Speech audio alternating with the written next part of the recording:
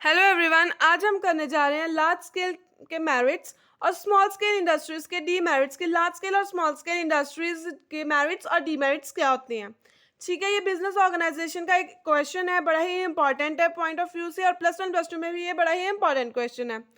सबसे पहले हम करते हैं large scale industries. Large scale industries कौन सी इंडस्ट्रीज होती है जिनका टर्नओवर जो है वो 50 करोड़ से ज्यादा होता है, नहीं होता, does not exceed 50 crore. Those industries जिनमें हम जो है ह्यूज इंफ्रास्ट्रक्चर लगाते हैं, ज्यादा रॉ मटेरियल लगता है, man power requirements means employment ज्यादा चाहिए होती है, जिनमें लार्ज कैपिटल रिक्वायरमेंट्स होती है, ज्यादा पैसा लगा होता है, जिनमें ये सारी ऑर्गेनाइजेशंस जो है इनमें फिक्स्ड एसेट्स जो है वो 10 करोड़ से ज्यादा होते हैं। ये इंडिया की लिमिट है 10 करोड़। इन्हें हम हैवी इंडस्ट्रीज भी कहते हैं, लार्ज स्केल इंडस्ट्रीज कहते हैं। ये सारी इंडस्ट्रीज जो है वो बल्क में सामान प्रोड्यूस करती है। बल्क का मतलब होता है लार्ज अमाउंट में सामान प्रोड्यूस करवाती हैं। ठीक है जी, इनकी जॉब अपॉर्चुनिटीज जो है मिलियन ऑफ सिटीजन्स को प्रोवाइड होती है across the globe, means world level पे। ये नहीं है कि ये सिर्फ एक ही कंट्री को जो है पूरी प्रोवाइड करेंगे, बाकियों को भी होता है। ठीक है, ठीक है जी। आ गया हमारे पास कि आपको ना इतनी इसकी लिखने की जरूरत नहीं है, आप सिंपली आगे लिख सकते हो कि जो इंडियन इंडस्ट्रीज है ना, वो एक जो पूरी की पूरी इंडियन इंडस्ट्री है वो लार्ज स्केल इंडस्ट्री के अम्ब्रेला के अंडर आती है, जैसे cotton industry, IT industry, paper industry, T industry, ये ऐसी इंडस्ट्रीज है। ठीक है जी। सो आगे हम इनके मेरिट्स करते हैं। मेरिट्स के लिए मैंने अलग से पॉइंट्स बनाए, इतने सारे, नियर अबाउट अप्रॉक्स 30 या 35 के पॉइंट्स हैं। सो हम इन सभी पॉइंट्स को जो है एक एग्जाम्पल से समझते हैं। आप इस एग्जाम्पल को इन सभी का बेसिस बनाकर, अगर आपको पेपर में लिखना है तो आप इसको पहले लिख सकते हैं, नहीं तो आप बाद में लिख सकते हैं, हर एक एग्जाम्पल को चेंज करके, हर एक पॉइंट के साथ अलग अलग। पहले आप एग्जाम्पल को समझिए। देखिए, एक एबीसी लिमिटेड कंपनी है जो लार्ज स्केल कंपनी है। ये सोप की प्रोडक्शन कर रही है और इसकी डोमेस्टिक डिमांड, मतलब एक इंडिया में इसकी डिमांड कितनी है, 5 लाख की। और ये कितने सप्लाई करती है, इसकी प्रोडक्शन कैपेसिटी कितनी है कि ये कितने बना सकती है, 20 लाख। ठीक है जी। परचेज कॉस्ट पर प्रोडक्ट, अगर हम बात करें कि छोटे लेवल पे एक प्रोडक्ट की कॉस्ट कितनी पड़ेगी हमें, 25, और टोटल 50,000।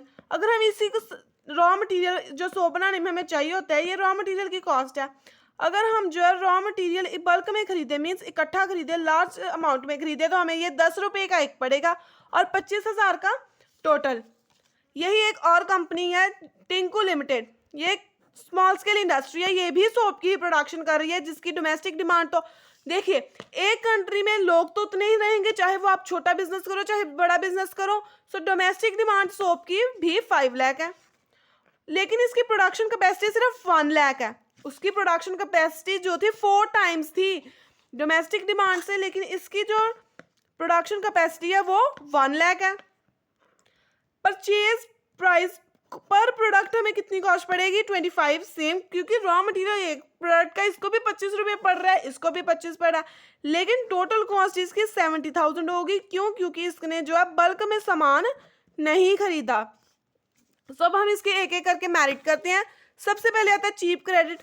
अब जो इंडस्ट्री पर इतना प्रोड्यूस कर रही है, ऑब्वियस है, अगर जब उसकी डोमेस्टिक डिमांड फिल हो जाएगी, मीन्स 20 लाख से जब 5 लाख की उसकी डोमेस्टिक जो है डिमांड पूरी होगी, तो उसके पास 15 लाख बच गया। वो 15 लाख का क्या करेगी, एक्सपोर्ट करेगी। इससे क्या होगा, फर्स्ट मेरिट है लार्ज स्केल इंडस्ट्रीज का कि आप एक्सपोर्ट कर सकते हो, आपके एक्सपोर्ट्स बढ़ेंगे, आपका जो बिजनेस है वो ग्लोबल जाएगा।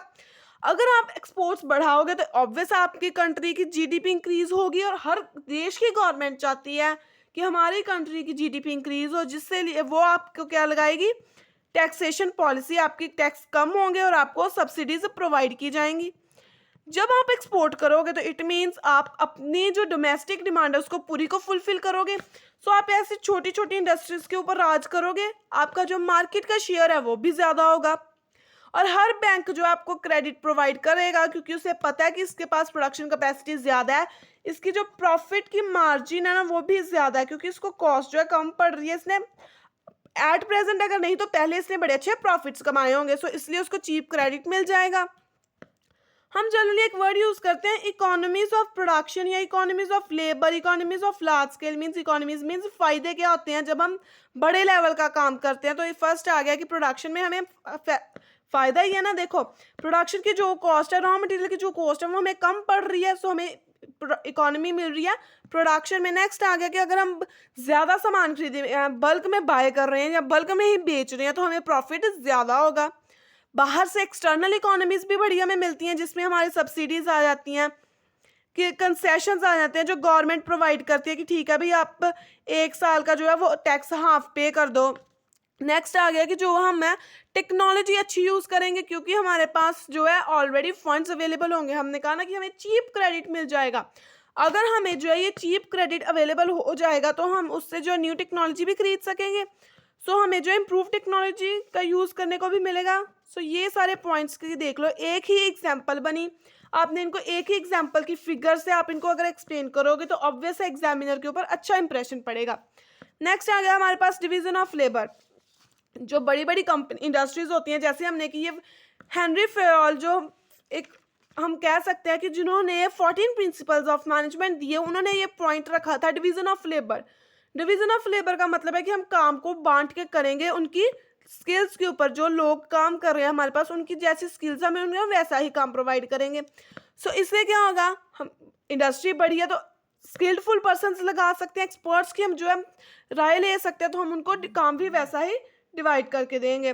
नेक्स्ट आ गया हमारे पास इकोनॉमीज इन मैनेजमेंट। देखिए बिल्कुल, अगर हमारे पास मान लीजिए हमने ना क्रेडिट लिया, उधार पे पैसा लिया, बैंक से लोन लिया, कुछ भी हमारे पास फंड्स अवेलेबल है। अगर हम सिंपली बात करें, हमारे पास फंड्स अवेलेबल हैं 10 करोड़ के, ठीक है जी, क्योंकि इंडस्ट्री भी हमारी बड़ी है।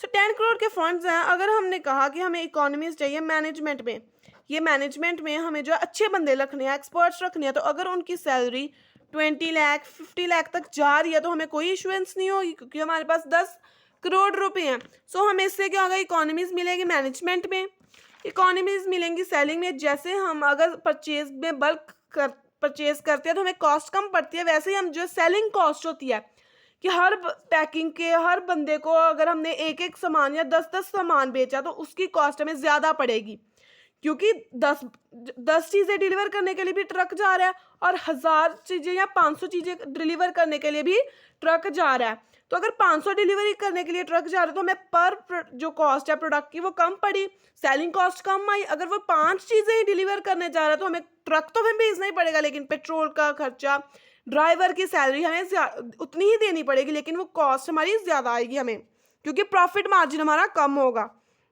नेक्स्ट आ गया हमारे पास इकोनॉमिकल रेंट।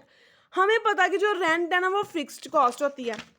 हमने इकोनॉमिक्स में पढ़ा था कि जो रेंट है वो फिक्स्ड कॉस्ट है, मीन्स चाहे आपकी प्रोडक्शन 0 है, 1 है, जहाँ 100 है, आपको अगर रेंट को जो है उसकी कॉस्ट पड़ रही है 35 तो आपको 0 प्रोडक्शन पे भी वो 35 देना पड़ेगा, 1 पे भी देना पड़ेगा और 100 पे भी देना पड़ेगा। इसमें कोई चेंज नहीं आएगा। सो अगर हम जो है वो 100 प्रोडक्शन करेंगे तो हमारी जो पर प्रोडक्ट कॉस्ट है उसमें ये डिवाइड हो जाएगा ना। फर्दर आप कॉस्ट अकाउंटिंग करेंगे तो अब तब आपको पता चलेगा कि कैसे ये 35 यहाँ पे बेनिफिशियल नहीं है और यहाँ के लिए बेनिफिशियल है, कि कैसे वो फर्दर डिवाइड हो जाते हैं हर प्रोडक्ट में। तो हमें इकोनॉमी मिलेगी रेंट में भी। नेक्स्ट हम आगे हमारे पास वही बात कि पर प्रोडक्ट कॉस्ट जो है वो कम हो जाएगी। ये मेरिट है लार्ज इंडस्ट्री का कि हमें जो है पर प्रोडक्ट कॉस्ट कम पड़ती है, ठीक है जी। अब हमने अच्छे से जो है वो एग्जाम्पल से कर लिया, तो अब हम यहाँ से देख लेते हैं सीधे डायरेक्टली पॉइंट्स। लो ओवरहेड एक्सपेंसेस की ओवरहेड एक्सपेंसेस, ऑफिस एक्सपेंसेस भी हमारी जो कॉस्ट में डिवाइड हो जाएंगे। हम जो अपने बाय प्रोडक्ट्स हैं उन्हें रीयूज कर सकेंगे, क्यों? क्योंकि हमारे पास इम्प्रूव्ड टेक्नोलॉजी है। रिसर्च और एनालाइज कर सकेंगे हम, हमारा R&D रिसर्च एंड डेवलपमेंट वाला डिपार्टमेंट भी जो अच्छा करेगा। एम्प्लॉयज़ के लिए बेनिफिशियल है, क्योंकि लार्ज स्केल इंडस्ट्री है, उसे पता है कि जो इसकी प्रॉफिट मार्जिन है वो ज़्यादा, अगर प्रॉफिट मार्जिन ज़्यादा तो सैलरी भी अच्छी, तो बोनसेस भी मिलेंगे, ठीक है ना। और ये कस्टमर के लिए भी बड़ा बेनिफिशियल है, क्योंकि कस्टमर को भी सामान सस्ते में मिल जाएगा, क्योंकि उनका कॉस्ट अगर कम पड़ी तो वो सामान भी सस्ता रखेंगे। अगर मान लीजिए उन्हें जो अपनी कॉस्ट है वो सिर्फ 10 रुपये पड़ी है, तो कम से कम तो वो 14 रुपये का सामान रखेंगे। अगर स्मॉल स्केल इंडस्ट्री का डीमेरिट यही एक मेन होता है और इसका यही मेरिट है कि हमें कस्टमर्स के लिए ये कॉस्ट जो है वो प्राइस कम हो जाते हैं। अगर हमें कॉस्ट ही 14 रुपये पड़ी है तो ऑब्वियस है हम 18 तक तो अपना जो है वो रखेंगे सेलिंग प्राइस, मार्केट प्राइस। तो इससे क्या होगा कि कस्टमर को बेनिफिट नहीं होगा, लेकिन अगर हमारे लार्ज स्केल इंडस्ट्री है तो कस्टमर को बेनिफिट होगा, क्योंकि हमें पर प्रोडक्ट कॉस्ट भी कम पड़ेगी। नेक्स्ट आ गया चीपर प्रोडक्ट्स। वही बात की हमें प्रोडक्ट सस्ते मिलेंगे। सेलिंग एक्सपेंस मैंने आपको पहले ही बता दिया कि ट्रक 5 चीज़ों के लिए भी जाएगा, 500 के लिए भी जाएगा, पेट्रोल उतना ही लगना है, ड्राइवर की सैलरी उतनी लगनी है, लेकिन अगर सामान ज़्यादा होगा तो हमें इकोनॉमी इन सेलिंग एक्सपेंस हो जाएगा। Acquiring of patents, large scale industries में ये बड़ा बेनिफिट होता है कि हम पेटेंट्स ले लेते हैं कि हमारा सामान कोई और कॉपी ही नहीं कर सकता, क्योंकि हमारे पास इतने फंड्स अवेलेबल होते हैं कि हम जो है पेटेंट्स खरीद सकें। इंटरनल इकोनॉमीज भी मिलेंगी। ऑब्वियस इंटरनल इकोनॉमीज कैसे मिलेंगी कि आपके पास अच्छे लोग हैं, अच्छे स्पेशलाइज्ड पर्सन हैं, उनकी स्किल्स को आप यूज़ करोगे। ठीक है, आगे आ गया कि जो स्मॉल स्केल इंडस्ट्रीज है, एग्रीकल्चरल इंडस्ट्रीज होती हैं, उनके लिए लार्ज स्केल इंडस्ट्रीज बड़ी बेनिफिशियल होती है, क्योंकि ये स्मॉल स्केल इंडस्ट्रीज का सामान बल्क में खरीद लेती हैं, तो स्मॉल स्केल इंडस्ट्रीज को भी इनडायरेक्टली बेनिफिट हुआ। नेक्स्ट आ गई इनोवेशंस। जो लार्ज स्केल इंडस्ट्रीज हैं उनके पास इतना पैसा होता है कि वो जो इनोवेशंस कर सके, न्यू आइडियाज लेकर आ सके, रिसर्च करवा सके न्यू प्रोडक्ट्स के ऊपर। तो ये भी इसका मेरिट है कि न्यू न्यू प्रोडक्ट्स मिलते हैं और ये एम्प्लॉयमेंट अपॉर्चुनिटी प्रोवाइड करता है। इससे हम एक्सपोर्ट्स कर सकते हैं, ग्लोबली ट्रेड होगा। जब एक्सपोर्ट कोई कंपनी करती है, कोई इंडस्ट्री करती है ना, तो उसका डोमेस्टिक पे भी बड़ा इम्पैक्ट अच्छा पड़ता है कि सब लोग कहते हैं कि हाँ भाई, इस कंपनी के, इस इंडस्ट्री का प्रोडक्ट क्वालिटेटिव होगा, जिससे आपकी गुडविल इनहेंस होगी, आपकी रेपुटेशन बनेगी और आप अपने कॉम्पिटिटर से ऊपर उठ जाएंगे, आपकी कॉम्पिटिटिवनेस होगी।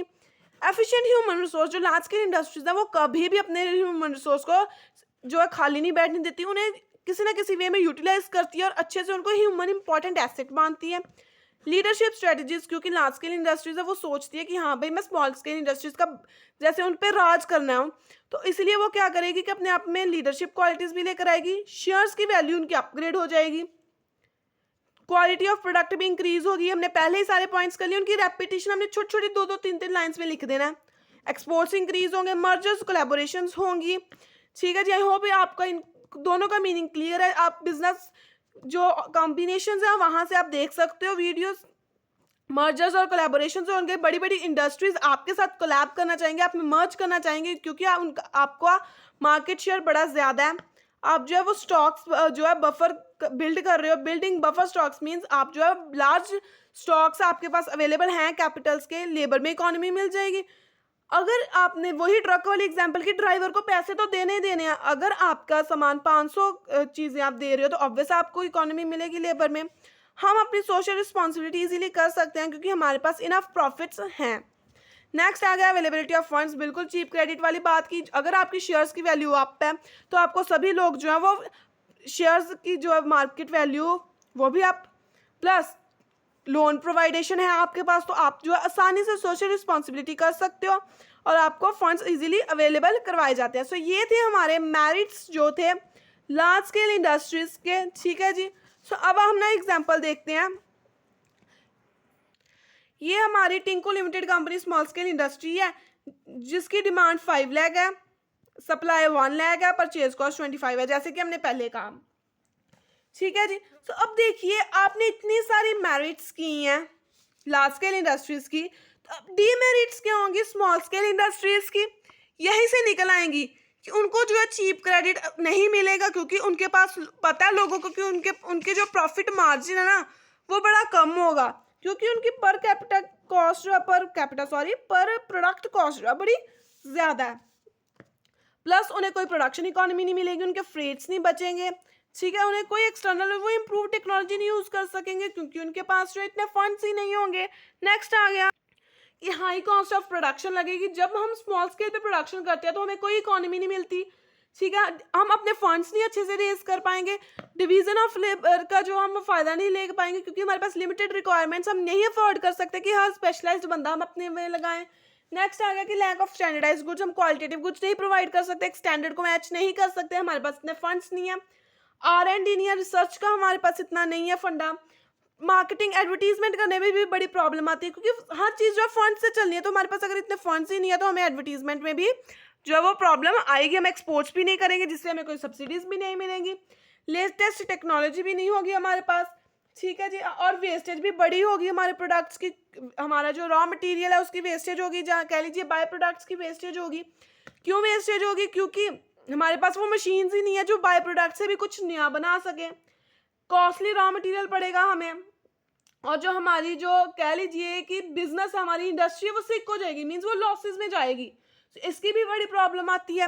और हम कह लें कि हमारा मार्केट शेयर बड़ा कम होता है, सो देखिए कोई एम्प्लॉयज़ को बेनिफिट नहीं है, क्योंकि ऑब्वियस उन्हें पता है प्रॉफिट कम होना, कोई हमें बोनस नहीं मिलना। कस्टमर्स के बेनिफिशियल नहीं है, क्योंकि अगर आपकी इंडस्ट्री की पर प्रोडक्शन कॉस्ट ही ज़्यादा है तो आप कैसे अब जो है वो कहोगे कि हाँ भाई मैं लार्ज स्केल के साथ कंपटीशन में हूँ तो मैं इसके 20 कर लूँ। हर कोई इंडस्ट्री चाहती है, चाहे छोटी हो या बड़ी, कि वो अपने एटलीस्ट कॉस्ट को तो बियर अप करे, कॉस्ट को तो कवर अप करे, प्रॉफिट हो या ना हो बट वो कॉस्ट को अपनी कवर अप करे। लेकिन स्मॉल स्केल इंडस्ट्रीज जो है वो कॉस्ट को कवर करने के लिए अपने प्रोडक्ट्स के रेट बढ़ाते हैं, और जिससे क्या होता है कि कस्टमर्स उन्हें नहीं खरीदते, महंगे पे मिलते हैं। प्लस उनमें इतना नहीं होता कि वो जो है ह्यूमन रिसोर्स को अच्छे से कर सके, उनकी गुडविल भी बड़ी कम होती है। ट्रेड तो वो ग्लोबली जाने का सोचते नहीं है, क्योंकि उन्हें लगता है कि हमारी तो डोमेस्टिक पहले डिमांड पूरी हो जाए। ग्लोबल बिजनेस करने के लिए, इंटरनेशनल बिजनेस करने के लिए फर्स्ट एक कोटाज बने होते हैं, उनमें से एक पॉइंट होता है कि आपको अपनी डोमेस्टिक डिमांड को पूरी करना है।